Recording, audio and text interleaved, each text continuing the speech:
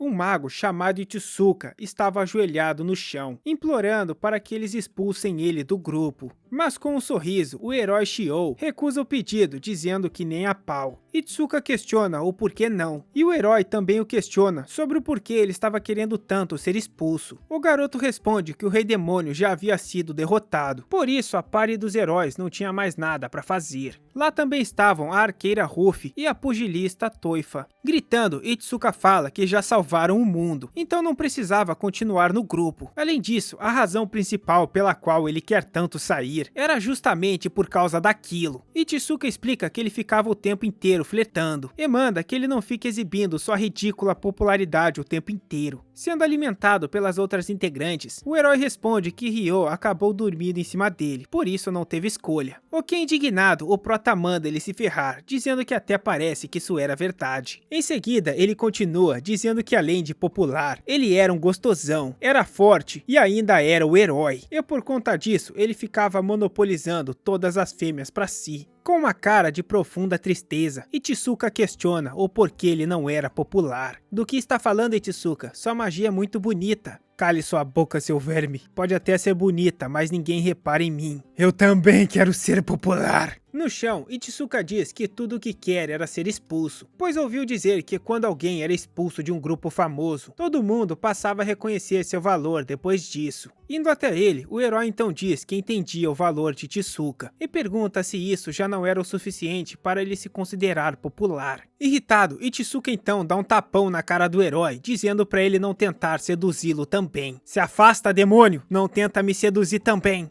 Nesse momento, o mensageiro aparece, dizendo que o grupo dos heróis foi convocado para uma reunião. Com isso, Shoyu pede que Itsuka dê uma trégua de tentar ser expulso, pelo menos até ganharem alguma grana, pois gastaram tudo no último cabaré. Ok, Itsuka acaba concordando, dizendo que parecia uma boa ideia. No Palácio Real, o rei comentava que estava preocupado com a atual situação de paz que o mundo se encontrava. Ele explica que a maior ameaça do mundo eram os monstros e os demônios enviados pelo Lorde Demônio. Agora que seu rei foi derrotado, esses ataques quase não existiam mais. Contudo, como resultado disso, as relações interespécies problemáticas foram resolvidas. A comunicação entre as cidades mágicas e a Ordem Sagrada também foi restaurada. O setor médico, juntamente com o sistema educacional, que antes careciam de mão de obra e financiamento por conta da guerra, agora mudaram para melhor. Basicamente, o mundo se encontrava num período de paz nunca antes visto. Parece que o mundo tinha sido salvo até demais. De repente, alguém chega agitado, gritando pelo rei. Logo que ele vê o herói, suspira, dizendo que será melhor se apenas mostrar para ele. Nós finalmente nos encontramos. É você, o herói dos aventureiros? Um silêncio constrangedor toma conta do local. Itsuka sem graça pergunta qual era o problema de cabeça desse cara. Então o rei explica que esse era o herói que eles tinham convocado de outro mundo. Parando para pensar nisso, Itsuka comenta que tem havido bastante pessoas de outros mundos ultimamente. E o rei responde que era de se esperar, pois nos últimos tempos estava super na moda invocar heróis de outros mundos. Vocês me invocaram, me disseram que eu era o herói.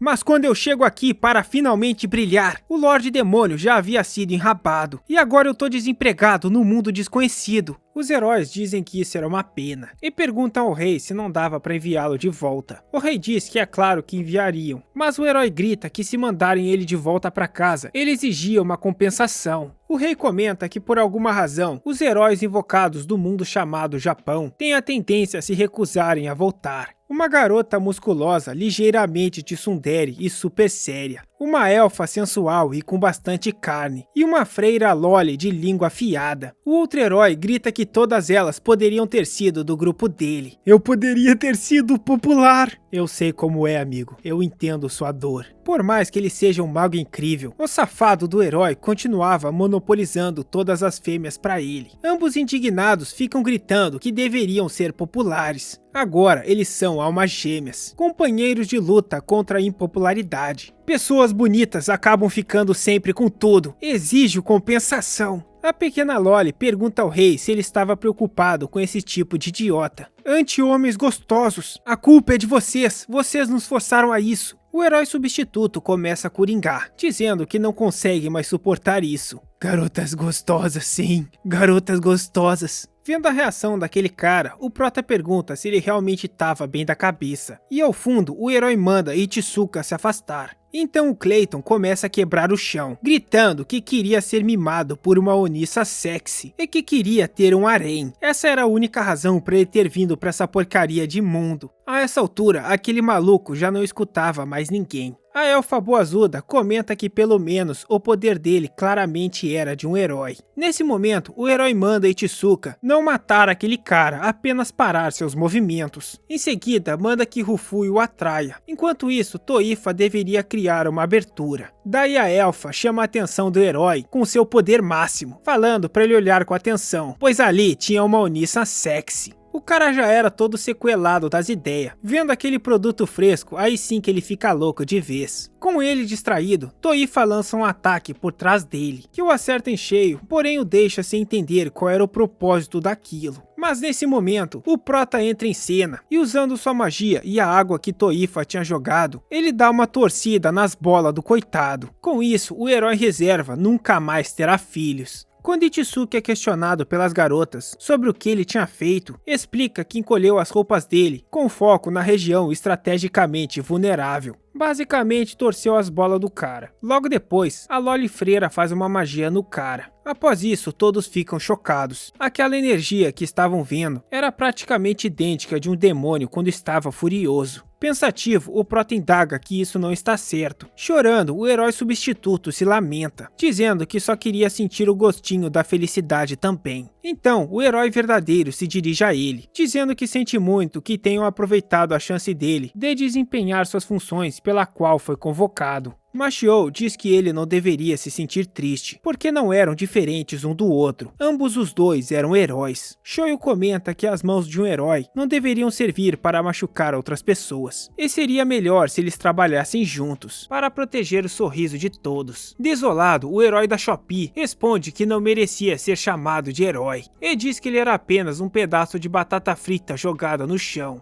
Momentos depois, ele é levado pelos guardas. Se aproximando deles, o rei diz que isso estava se tornando algo bem corriqueiro. Os heróis que não queriam voltar para casa estavam se espalhando. Até agora, pelo que se sabia, havia um tentando manipular dragões, um outro atacando moradores e ou fazendo beber um líquido misterioso, e um outro que tentava conquistar um país fazendo lavagem cerebral em todos seus cidadãos. Além disso, o número de notificações de pequenos problemas tem aumentado cada dia. Talvez alguém esteja propositalmente por trás das atitudes dos heróis. Parando para pensar, meio que tudo o que eles tinham feito era ter lidado com o Lorde Demônio. Todos os outros problemas fora esse continuavam existindo. Embora reprimidos, os impulsos dos monstros continuavam. A Loli comenta que foi Ichizuka quem encontrou a solução para o tumulto dos monstros. Talvez eles possam ter deixado escapar algum detalhe. Rufui também diz que isso poderia ser um problema, já que eles declararam que o mundo agora estava em paz. Mas na verdade não estava. Então talvez no final das contas eles sejam apenas um bando de heróis mentirosos. Aparecendo por trás de Ichizuka, o herói o pergunta se eles não deveriam resolver essa situação, já que eram o grupo dos heróis. Você quer sair do grupo, Ichizuka, mas precisamos de você. Sem sua magia e conhecimento, nós seremos... Tá, eu já entendi. E eu já falei pra não tentar ficar me seduzindo. Não fica forçando esse rosto bonito pra cima de mim, seu safado. Pouco tempo depois, ao cair da noite, o herói Shou se perguntava se tinha exagerado, embora de qualquer forma ele esteja feliz por estar com Ichizuka. Nesse momento, o herói desequipa sua armadura, e podemos ver que ele possuía dois grandes melões. O tal do herói bonitão na verdade é fêmea. Ou talvez não, a gente ainda precisa conferir para descobrir. Por favor, papai amado, me abençoe com a popularidade, para que eu possa assim conquistar umas gostosas. Voltando um mês no passado, de todos os membros do grupo, apenas Shoujo estava de pé. O monstro diz que o corpo do herói era realmente impressionante e queria pegá-lo para si. Nesse momento, ele ouve uma voz atrás dele, dizendo que tudo estava bem agora. Aquele atrás dele era Ichizuka, que eu agradecia por tê-lo protegido. Eu não permitirei que você leve o Shio. Em vez disso, te darei todo o meu poder. Disparando seu ataque inesperado, Ichizuka consegue arrancar os dois braços do monstro. Observando Ichizuka naquele momento, a única palavra que eu vinha à mente era lindo. Voltando ao presente, Ichizuka o chamava, perguntando o porquê ele estava tão distraído. Sorrindo, o herói responde responde que já fazia um mês que eles estavam viajando como um grupo. É verdade, mas agora tudo está tranquilo. Não é de se admirar que meu corpo tenha amolecido. Rindo disso, a elfa comenta que já fazia um mês que Toifa não tinha um bom companheiro de luta. E parece que isso estava sendo difícil para ela. Se oferecendo para treinar com ela, o herói fala que não vê problemas em ser seu companheiro de treino. Mas Corada, ela hesita, respondendo que ainda era completamente fraca contra ele. Depois do Rei Demônio ter sido derrotado, praticamente todos os mercenários e aventureiros voltaram a trabalhar no campo. Eu entendo como a Toifa se sente. As noites têm ficado chatas ultimamente. Cala sua boca, sua mulher pervertida. Não foi isso que eu disse. Trocando olhares com Xiou, Rufui pergunta se ele não ia se oferecer para ajudá-la com seu problema também. Merda, eu vou ter que encarar todos os dias isso de novo. Ryo pede que ele mantenha calma, falando que eles acabaram de sair. Exausta, Ryo pergunta se ele tinha certeza que estavam no caminho certo. E Tsuka confirma, dizendo que o relevo foi alterado por conta dos dragões. Ultimamente, os moradores daquela cidade também têm ficado cada dia mais agitados, temendo com a possibilidade de ocorrer outro ataque. O medo estava se espalhando rapidamente. Com isso, o herói Xiou diz que eles devem se apressarem, pois se a confiança entre as raças for novamente quebrada, é bem possível que não se recupere tão cedo. Nesse momento, cambaleando, Ryo resmunga que não aguentava mais. Então a Loli folgada pede um colo pro nosso herói, possivelmente sem espada. Seu maldito, você faz isso de propósito, eu nunca vou te perdoar.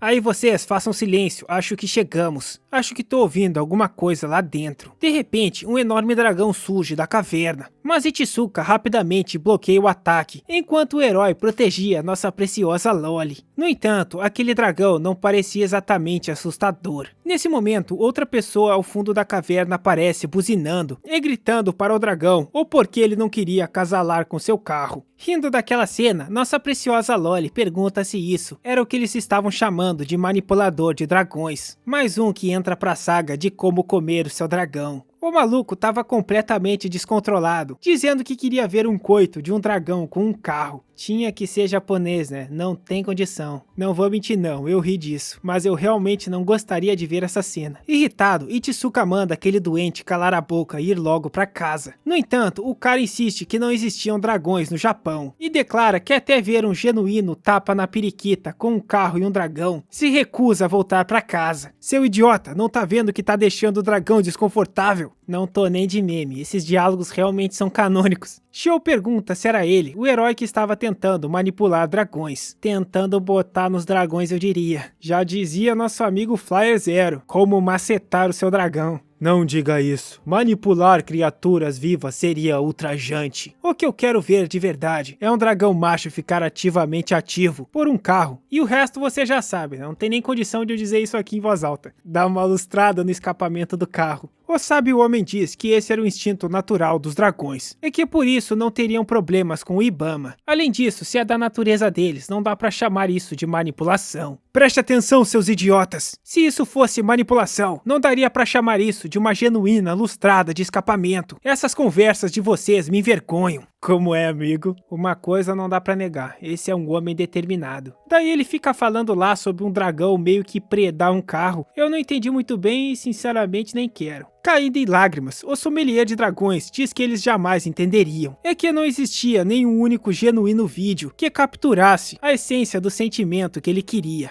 Gritando, ele diz que pessoas de um mundo onde dragões realmente existiam não poderiam entender como ele se sentia.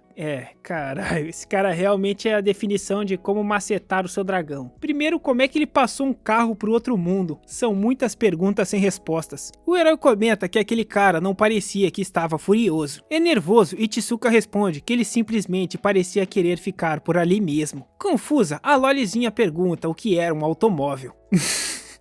Não responderemos a essa pergunta. O cara fica lá no chão, se tremendo todo, enquanto murmurava que queria ver a fusão de um dragão com um carro. É pra isso que existe a IA. Já pensou se a gente precisasse fazer uma cena dessas na vida real? Agora o amigo pode ser feliz com seus carros e dragões. Prosseguimos. Num tom depressivo, o sábio guerreiro comenta que nem sabia dirigir, mas quando viu os dragões não conseguiu não ficar empolgado. Então usou suas artes plásticas. Quando o prota pergunta do que ele estava falando, o homem explica que sua habilidade especial o permitia materializar as coisas que desenhava.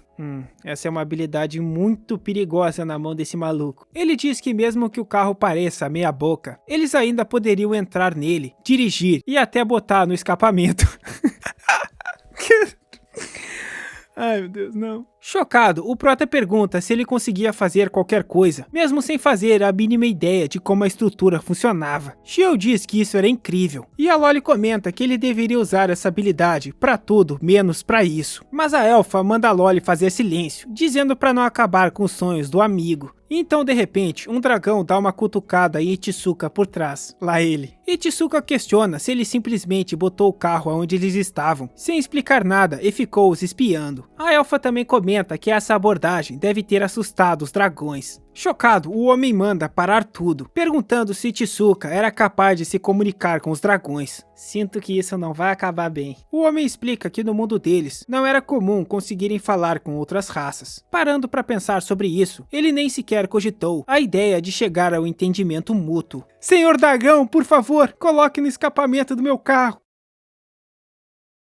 No entanto, logo os olhos brilhantes do homem desaparecem. Desolado, ele percebe que simplesmente não conseguia entender porcaria nenhuma. Pera, o meu poder. Em seguida, aflito, o homem pergunta se não poderia usar o poder dele para criar um dispositivo de tradução. Meio preocupado, Ichizuka responde que ele não deveria criar nada que fosse abusar dos dragões de alguma forma. Então o maníaco do carro começa a rabiscar, finalmente criando algo como um fone de ouvido que serviria como tradutor. Logo ele percebe que estava enfim, finalmente conseguindo entender os dragões. É realmente difícil entender os habitantes de outros mundos e pensar que você esteve rondando o nosso ninho. Do nada, os dragões ficam todos super fofos, falando que o que ele tinha trazido pro ninho deles era interessante. Animados, os dragões circulam o carro, perguntando se ele poderia mudar a forma daquilo para qualquer coisa que eles quisessem. Aí os dragões começam a rir, comentando que se esfregavam nas paredes, e sempre dava problema quando sua mãe descobria. Parece que aqueles dragões que estavam ali eram bem jovens, e haviam se reunidos justamente pela curiosidade. Em outras palavras, aqueles dragões estão tudo na puberdade. Do nada, os dragões começam a rodear o herói, afirmando que seria fácil introduzir nele.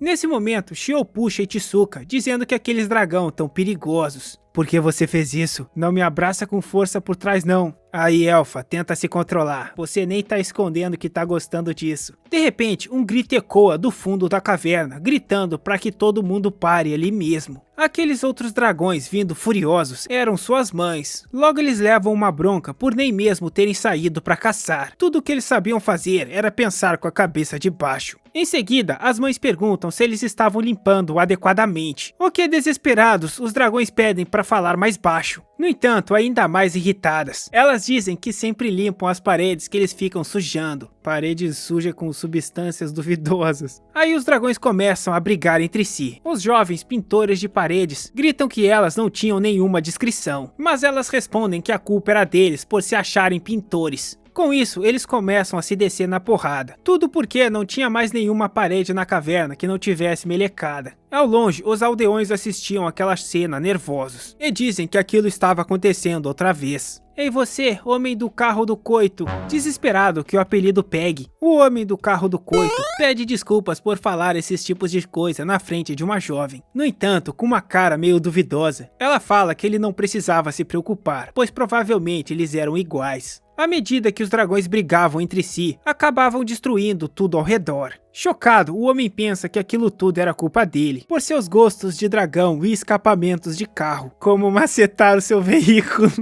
Percebendo que aquilo realmente estava saindo do controle, o prota comenta que talvez seja a hora de lutar, mas Toifa responde que todo mundo morreria se tentasse. Se preparando, Shoyo pergunta se podia ir na frente. Pensativo, Ichizuka acaba concordando e pede para que ele se certifique de não matar nenhum dragão, pois isso só pioraria a situação. Após confirmar o pedido, logo o herói se lança no ar na direção deles. Sem dificuldades nenhuma, ele agarra os chifres da mãe e a toca com tudo no chão. Vendo aquilo, os outros dragões ficam em choque. Então, sorrindo, o herói pede gentilmente que os outros dragões desçam para que possam discutir com calma. E imediatamente todos os dragões descem na mesma hora. Se levantando, a mãe dragão diz que o cio de uma fêmea era um período importante. Então ela questiona como podem deixar que os machos usem brinquedos e pintem paredes, quando tem a clara oportunidade de deixar descendentes. Toifa explica que como os dragões têm corpos muito grandes e sua expectativa de vida era muito longa, eles entravam em período de macetamento poucas vezes no ano. Nervoso, o pesquisador conclui que por causa de seus gostos duvidosos, existia a possibilidade de os dragões serem extintos. Chocada, Ryo comenta que isso ficaria péssimo em uma enciclopédia. Dragões extintos por volta do ano 3000. Acredita-se que a taxa de natalidade tenha sido pela disseminação de dragões colocando dentro de carros. Refletindo sobre isso, Rufui comenta que parando para pensar, pelo que ela sabe, a taxa de natalidade dos dragões já estava bem baixa, concluindo assim que talvez as fêmeas não queiram os machos, porque eles não sabiam pintar direito. Sorrindo, a elfa sugere que eles possam treinar com o carro, e isso seria muito melhor do que ficar roçando nas paredes. Em seguida, ela dá uma aula para os dragões de como dirigir o seu carro. Um deles comenta que gostava de qualquer formato. Também junto deles, a Loli diz que concordava. Enquanto isso, ao fundo, Toifa irritada mandava que Ryo não se misturasse com eles, como se fosse algo natural. E bom, é isso. Aí o dragão fica lá testando e apreciando o escapamento do carro. Simplesmente do nada, Shio se vira para Itsuka, dizendo que ele não precisava daquilo porque o tinha por perto. Com uma cara raivosa, Toifa também se vira para Itsuka, dizendo que ele era um selvagem. E ele a chama de idiota, a mandando não olhar daquele jeito. Enquanto o maluco dos dragões chorava de alegria com seu desejo realizado, Ryo fala que parece que tudo acabou bem no final. Com isso, o herói sugere que talvez eles devessem levá-lo para casa. Mas logo Itsuka o adverte, dizendo que seria uma péssima ideia levar esse maluco para uma cidade. Além disso, parecia que ele estava bem à vontade com os dragões e com os carros, por isso não deveria dar problema deixá-lo ali. Quando voltaram para a cidade, os aldeões já estavam evacuando. Eles não acreditam que todo o grupo conseguiu sair ileso. Na verdade, eles achavam que todo mundo tinha ido para a cova. Por essa razão, a vila acabou decidindo por chamar um herói substituto. Algum tempo depois... Com licença, senhor escapamento lustrado. Você por acaso não poderia mudar um pouco o formato do carro? Talvez fazer parecer só um pouquinho mais com um dragão. Me desculpa, sinto muito. Parece que o dispositivo de tradução não está funcionando corretamente. Em seguida, o pesquisador fala que ele não recomenda que ele use o carro como substituto para sua pessoa especial. O que ele deveria fazer era praticar enquanto consultava seu parceiro. Ele tranquiliza o pequeno dragão, que não há vergonha nenhuma em praticar com o carro. Eu tenho pena do mecânico desse cara. Voltando para o grupo dos heróis, o aldeão explica que chamou um herói substituto, porque achou que eles haviam sido derrotados pelos dragões. Assim que a heroína substituta vê Shio, pula em cima dele, o abraçando e o chamando de príncipe. Completamente apaixonada, ela elogia os olhos e a pele de Shio, dizendo que finalmente chegou a hora de desenvolver seu harém. Se virando para Itsuka, ela sugere uma troca, comentando que só gostava dos gostosões bonitões. Rindo, Rufui fala que a garota estava sendo atenciosa com ele, e Toifa manda que ele se anime. Porém, indignado, o prota responde que acabou de ser brutalmente rejeitado. Chamando a atenção da garota, ela logo responde aos aldeões que já lidaria com os dragões. No entanto, eles comentam que o grupo dos heróis já havia lidado com eles. Corada e com os olhos brilhando, ela se vira de volta para Shio, perguntando se ele tinha percebido que ela estava com medo de entrar em batalha, e por isso lidou com as coisas sozinho. Meio irritado, o MC questiona se essa não era a primeira vez que eles se encontravam. Depois disso, a garota explica decepcionada que tudo que tinha lido sobre isekais eram sobre santas e vilãs. Mesmo depois que contaram que ela era uma heroína, continuava confusa porque não via em lugar nenhum homens sarados e bonitos. Ela também tentou fazer parte da igreja, mas acabou não se adaptando à religião, afinal não tinha homens bonitos lá. Por mais que tivessem avisado que ela poderia retornar ao Japão quando quisesse, ela se recusava a fazer isso, até ver um homem bonito e gostoso de um isekai com seus próprios olhos. Bom, agora já viu. Quer dizer, o Shio é meio fêmea, não sei se conta. Com determinação, ela declara que havia feito uma promessa, que caso acabasse em um isekai, ela definitivamente iria experimentar ser mimada por vários homens gostosos. Vai lá, Ryo, é com você. Ajuda a menina aí. Já mamada e amada, diz que por mais que ela fosse bonita, ainda assim era uma garota. Nesse momento, do nada, nossa Loli revela que na verdade é macho.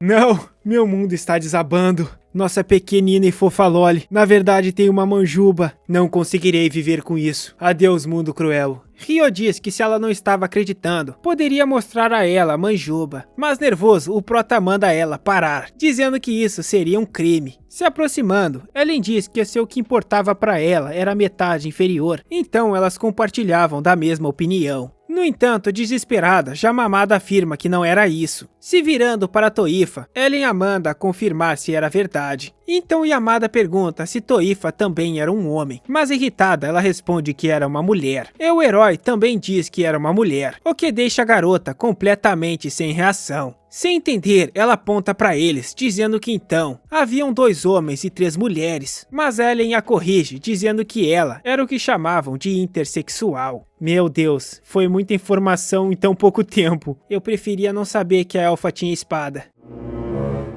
Ainda assim, Yamada se recusa a acreditar, afinal Xion tinha um rosto incrivelmente bonito e uma voz perfeita. E o prota afasta dizendo que era difícil perceber apenas olhando, mas manda que ela não fique tocando muito nela. Ah, o prota já sabia que o herói é fêmea. Ué, isso aqui tá estranho. Por que é que o prota não dança um tango da noite com essa fêmea? Tá dando mole o prota, hein? Tá muito ganancioso. Percebendo a tensão sexual entre os dois, ela se joga no chão, dizendo que eles já formavam um par. Chorando, a garota grita que também queria ter um romance com um bonitão de Sekai. Controle-se, mulher. Rolando no chão, dizendo que quer ser mimada e que todos aqueles malditos estavam flertando abertamente na frente dela. Pega a Ellen pra ti, a Ellen tem uma parada boa lá embaixo. Chorando desesperada, ela pede que Ichizuka apresente um homem bonito pra ela. Eles se questionam se teria alguém para apresentá-la. Ellen pergunta quais eram exatamente as preferências que ela queria, além do rosto e do corpo, é claro. Pegando um panfleto do chão, Ryo sugere que ela vá a esse lugar, pois provavelmente ela encontraria os machos que procura lá.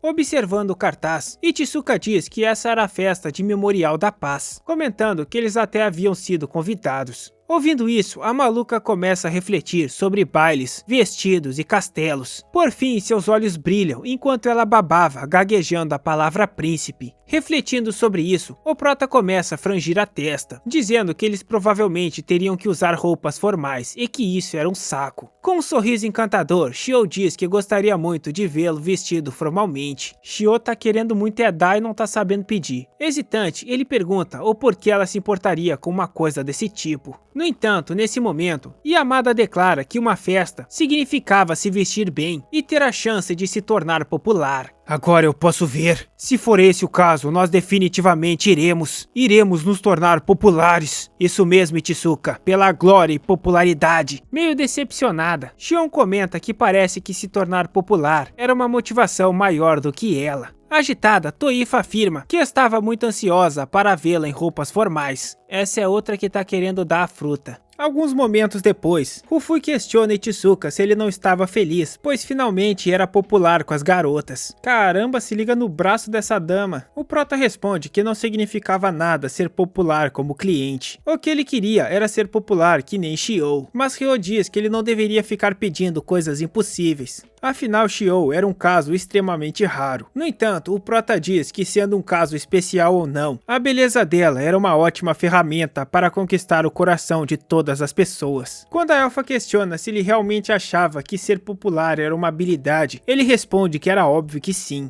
Em todas as negociações que tiveram com Shio ao seu lado, eles nunca falharam. Também tem que considerar que as pessoas costumavam se reunir em volta das pessoas populares, ou seja, era mais fácil de conseguir informações. Com um olhar vazio, ele diz que as pessoas populares jamais conhecerão a solidão. Ellen responde que talvez ele esteja certo, afinal, nenhuma delas e nem deles se interessavam por Ichizuka. Irritado, Ichizuka diz que era por isso mesmo que precisava de popularidade. De repente, algumas pessoas próximas começam a chamar pelo nome de Ellen, a reconhecendo. Eles perguntam se não era ela que trabalhava no cabaré da esquina. E todo mundo ao redor fica eufórico, querendo saber onde era. Os caras gostam, né, mano, de sentir por trás a picada do pernilongo. Ellen era famosa por semear o caos por onde passava. Não importava a raça, aonde ela fosse, todos começavam a se matar entre si. Teve uma vez que ela estava fazendo um bico numa esquina, e isso deu problema com todas as lojas ao redor. Mais tarde, aquele dia foi chamado de Carnaval Sangrento. No entanto, ela decepciona os caras, dizendo que infelizmente não estava a trabalho. Pelo menos não a esse tipo de trabalho. Na verdade, os caras não são nem cliente, os caras são os donos dos cabaré que querem muito que ela participe. Eles querem muito que ela faça um bico rapidão. Paralelo a isso, algumas freiras começam a chamar a Ryo de Sama e perguntam se ela estava cumprindo sua missão naquela cidade também. Eles insistem que ela visite sua igreja, mas ela se nega, dizendo que tem mais o que fazer. Toifa questiona se ela não deveria ser mais gentil, já que era a superior deles. No entanto, ela responde que, parando para pensar, nem sabe aonde estava na hierarquia. Chorando de comoção, os integrantes da igreja dizem que eram servos de Deus. E claro, também eram servos da grande Santíssima Ryo, declarando que todos eles ficariam maravilhados se pudessem ser pisoteados pelos belíssimos pés dela.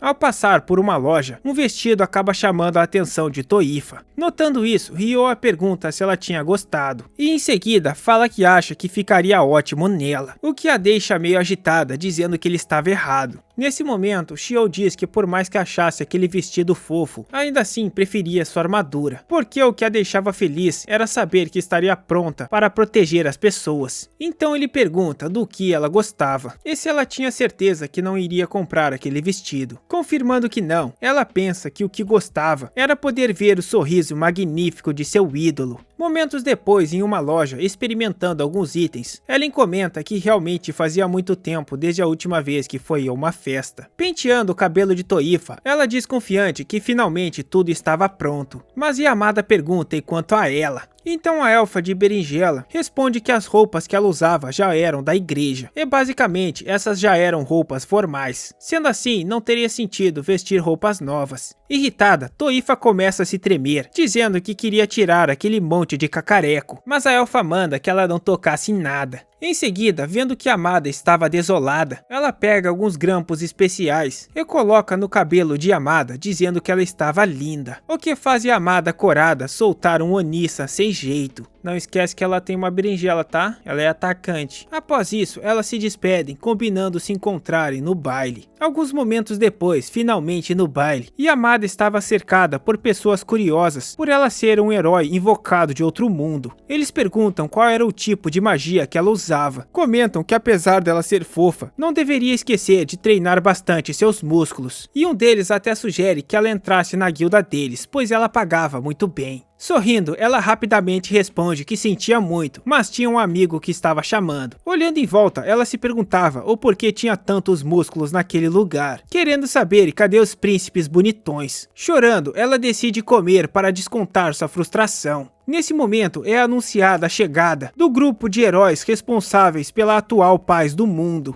Encantada, Yamada imediatamente corre na direção de Shio, mas ela acha estranho que ele esteja vestindo uma roupa tão masculina. No entanto, Ichisuka explica que aquele era um traje formal de cavaleiro e que não tinha nada a ver com gênero. Nesse momento, ela também percebe Ryo e fica a encarando. Então Ryo explica que na verdade costumava se vestir como cosplay e que suas verdadeiras roupas normais eram aquelas. Indignada, Yamada sacode, dizendo que não era justo e que também queria vestir roupas chiques. Enquanto isso, notando o brilho de Ichisuka, Ellen questiona se ele não estava animado demais. No entanto, ele responde confiante que estava contido. Em seguida, a música começa tomando conta do local. Com isso, Ellen convida Yama para dançarem. No entanto, ela fica com uma cara de paisagem, revelando que na verdade não sabia como dançar. Então o herói fala que ela não precisava se preocupar muito. Puxando Ichisuka, ele declara que tudo o que precisava era dançar com seu coração, enquanto ele pedia para esperar, pois não sabia dançar e não queria passar vergonha. No entanto, logo o herói também o tranquiliza, avisando que estava todo mundo bêbado para perceber qualquer coisa. Chegando bem próximo do rosto de Ichisuka, ela diz que gostaria de aproveitar toda a noite dançando com ele. O prota meio sem jeito concorda, pedindo para ela pegar leve. Vendo aquela cena, Yamada fala que vai se retirar um pouco, pois tinha bebido muito e precisava pegar um ar. Se virando para Ryo, Ellen pergunta se por acaso ele não tinha deixado Yamada beber seus coquetéis alucinógenos. Na varanda, Yamada gritava reclamando que apesar de também ser um herói, não estava recebendo nenhuma atenção. Indignada, ela resmunga que o normal seria que quando você reencarnasse em um Isekai como herói, deveria ser o centro das atenções, enquanto reclamava querendo saber cadê o seu harém e seus escravos para ficarem abajulando. Na porta, um par de toranjas espreitava ouvindo tudo. De volta ao baile, Ichizuka perguntava se aquilo já não era o suficiente. Suando, ele diz que já estava exausto e não aguentava mais Shio o girando para todo lado como se fosse um Beyblade. Ainda animado, a heroína pergunta se isso não era divertido, afirmando que se tivesse vindo com um vestido não conseguiria fazer isso. Do nada, o prota diz que aquela roupa realmente combinava com ela, o que já faz a menina ficar toda corada, agradecendo, dizendo que isso a deixava muito feliz. No entanto, ela comenta que, para falar a verdade, a roupa que Ichizuka estava usando não parecia combinar muito com ele. E irritado, ele responde que ela foi quem mais encheu o saco para ele vestir isso. No entanto, suspirando, ele acaba concordando, dizendo que as bolas dele estavam espremidas com aquilo tudo, e não fazia diferença nenhuma, pois não importava o que ele vestisse, Shio sempre acabaria chamando mais atenção que ele. Nesse momento, alguém pede a atenção de todos, declarando que o evento principal finalmente começaria. Animado, o rei dá oficialmente início ao concurso de ferramentas mágicas. Agora que o mundo estava em paz, elas só serviam para isso. As regras eram bem simples. Várias ferramentas mágicas que o Império reuniu, pensando que poderiam ser úteis, foram espalhadas por todo o local. E qualquer coisa que eles encontrassem dentro do tempo limite seria deles para levarem para casa. Isso deixa todos no recinto eufóricos, pensando que poderiam fazer uma baita grana vendendo aquelas ferramentas. De repente, Ichizuka fica super confiante, dizendo que eles tinham a popularidade de Shio do lado deles para negociações. Além disso, Ichizuka tinha vários buffs para localizar facilmente os itens mágicos. Todos partem para cima de Ichizuka, dizendo que isso não era justo e que deveriam removê-lo da competição. Shio comenta que como grupo eles deveriam ajudar Ichizuka, e Ryo responde que não estava muito afim de se movimentar. Se animando, Toifa pergunta se podia derrubar paredes, o que perplexa, Ryo responde que era óbvio que não. Pensativa, Ryo comenta que detecção era a especialidade de Ellen, mas ela já havia desaparecido tinha um tempo. Na sacada, Ellen leva um copo de água para Yamada, que logo bebe a agradecendo. Em seguida, ela questiona Yamada se ela estava se sentindo sozinha. No entanto, são interrompidas por Ichizuka e Shio, que do lado de fora acabam vendo elas e começam a chamá-las, avisando que o concurso de busca de itens mágicos havia começado, e eles precisavam da magia de detecção dela. No entanto, abraçando Yamada, Ellen declara que infelizmente estava ocupada no momento. Nervoso, Ichizuka alerta para não fazer nada duvidoso com ela em público, o que sem jeito ela responde que era óbvio que não faria algo tão rude. E enquanto se afastavam, Yamada diz que não tinha problema se ela fosse. Pensando sobre isso, Ellen diz que nesse caso a deixará com um pequeno presente. Invocando seu arco, ela dispara uma flecha na direção de um balão que estava voando próximo delas. Dele cai uma pequena caixinha que Ellen pega, e ao abri-la fica surpreso, pois lá dentro tinha um anel. Sem perder tempo, logo Ellen coloca o anel no dedo de Yamada. E então fala que seria ótimo se Yamada encontrasse alguém que ajudasse com sua solidão. Meio sem jeito, Yamada responde que pensa que poderia ser alguém como a Ellen. E pelo que dá pra ver, essa menina não parece estar pura. Mas e aí, achou essa história interessante? Se sim, curte, comenta e hype o vídeo para me ajudar com o engajamento. E para que mais pessoas possam apreciar essa agradável e aconchegante história.